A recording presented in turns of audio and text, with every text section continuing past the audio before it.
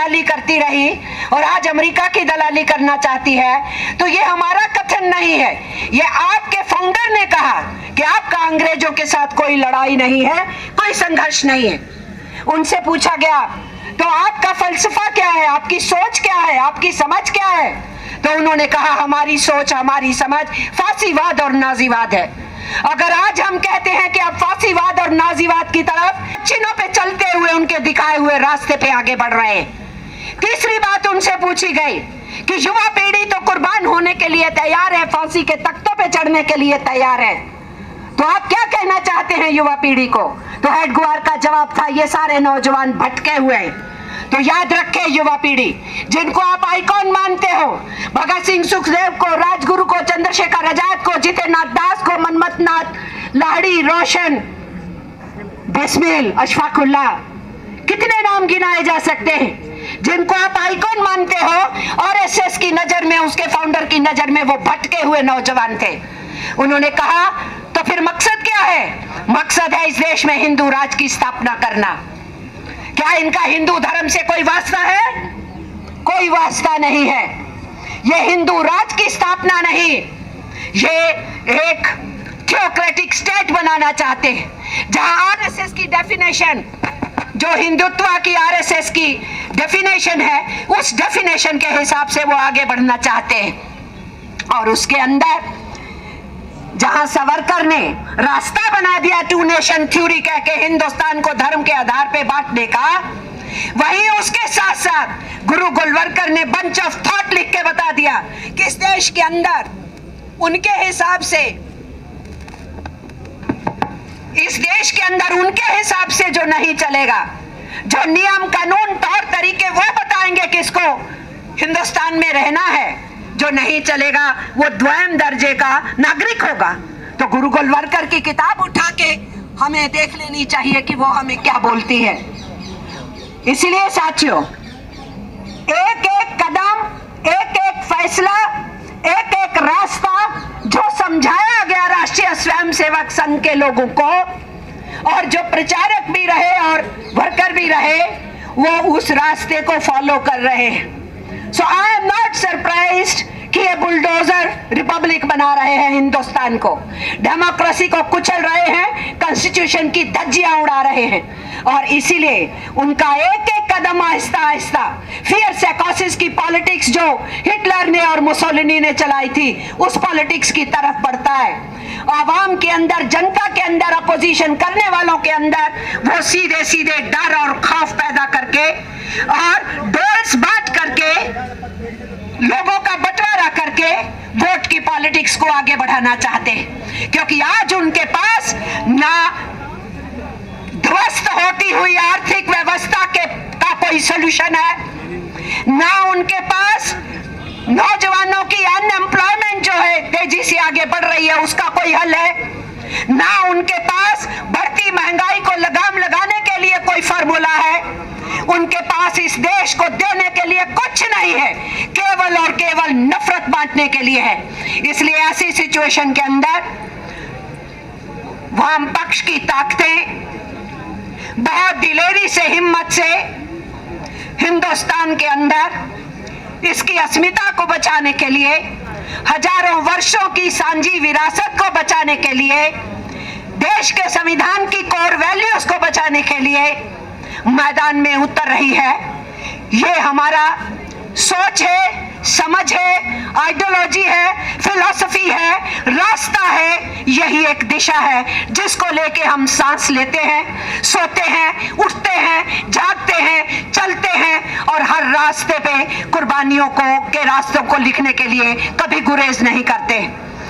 इसलिए मैं आप सब साथियों को मुबारकबाद इसलिए कही कि आप वाम पक्ष की उस सोच को लेकर के बड़ी हिम्मत से यहाँ पर अपनी अपोजिशन दर्ज कराने आए हैं सरकार की उन नीतियों के खिलाफ जो नीतियां इस देश को बंटवारे की तरफ ले जाती हैं। और मेरे पास आंकड़ों के अंबार हैं अगर मैं कहूं कि इन्होंने हमारे देश को कहां पहुंचाया है।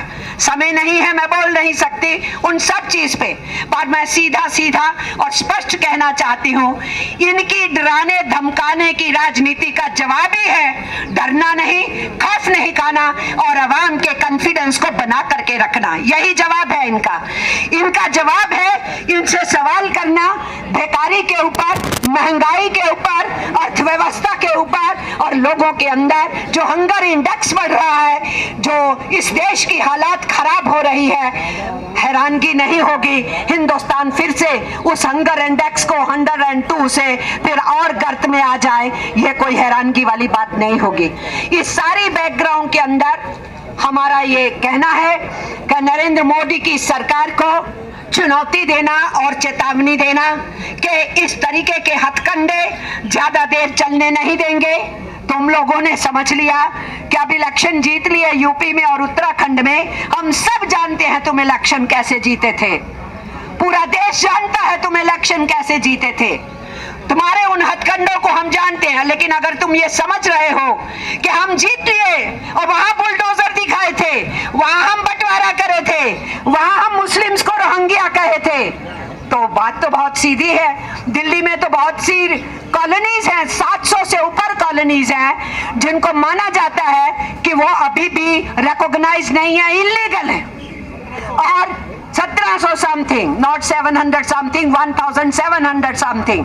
तो फिर इतनी कॉलोनियां हैं, तो आप टारगेट एक जगह पे जाके करते हैं, तो इनकी भाषा बताती है कि ये टारगेट किसको कर रहे थे।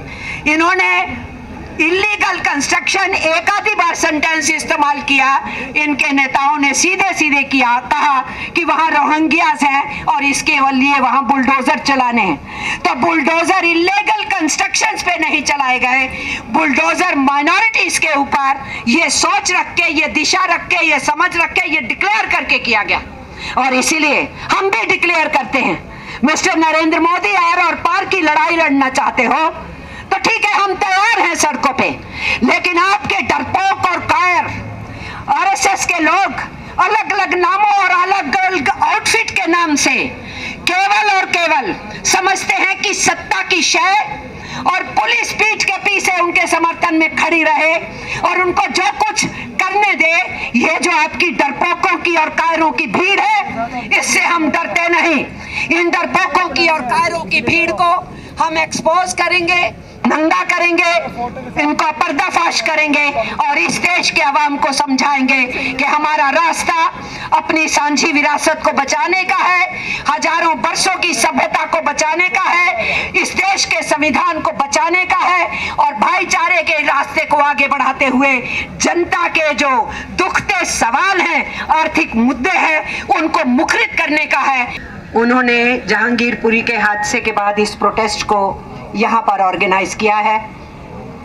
हिंदुस्तान की हुकूमत को बहुत कुछ कहने के लिए, बहुत कुछ बताने के लिए,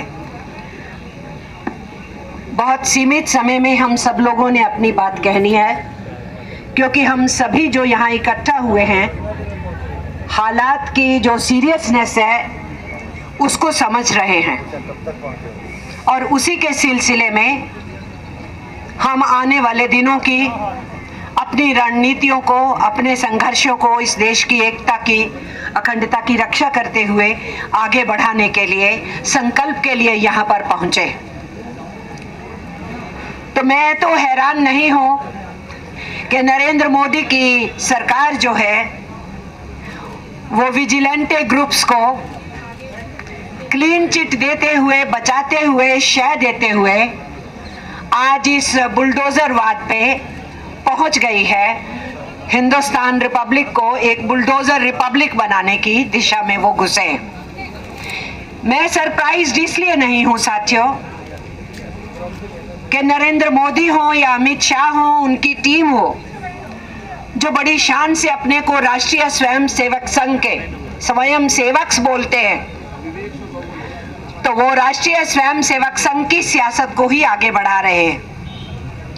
आरएसएस बीजेपी की हुकूमत अपना एजेंडा जो 1925 में उन्होंने सेट किया, उसी की तरफ आगे बढ़ रही है। बीजेपी तो पॉलिटिकल विंग है राष्ट्रीय स्वयं सेवक संघ का, सत्ता की बागडोर तो नागपुर के गलियारों से निकलती है, फैसले तो वहां से आते हैं, साजिशें तो वहां तय की जाती हैं, रास्ता तो वहां से दिखाया जाता है।